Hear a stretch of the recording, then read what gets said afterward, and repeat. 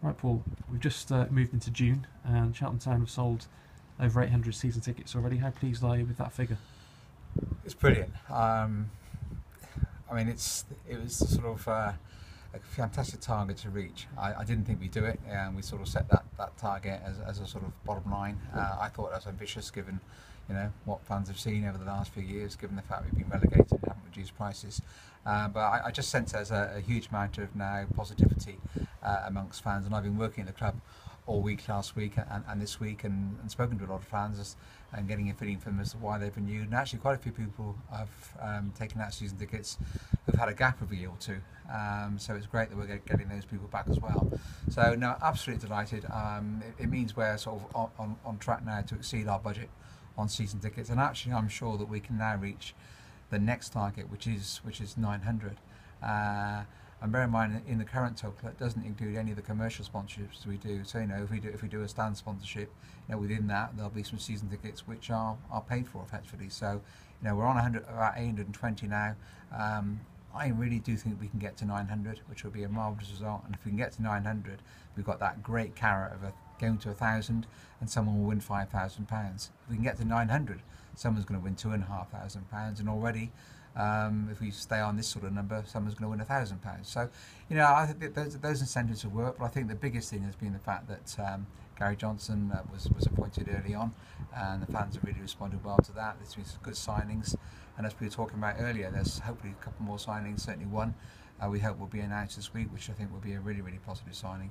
So you've got to be delighted, given what's happened in recent years. And I think if you look at clubs in the conference, there won't be many who will be selling more than 800 and more season tickets, certainly after the season we've had. Yeah, so the early bird deadline was due to close today, Monday. It's going to be extended. Yep, I think it's been so well received. We're going to extend it now to the end of the week, Friday. That will be the deadline, but I think because we potentially got some signings, certainly as I say one this week, and that should generate more interest. People have been away on holiday with half term and things like that, and the struggle to get in.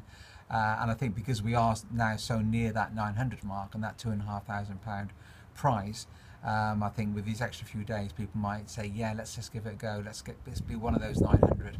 And when they see the response that has already been, that might encourage them too. If their friends have signed up again, perhaps they will come back. So early bird till the end of this week. Let's see if we can crack 900, and then who knows if we can get to 900. And I really do think we can get to 1,000. Certainly the way I'm feeling at the moment, having worked at the club this week and having that contact, I've spoken to a lot of sponsors this week as well, and really the relegation is not an issue.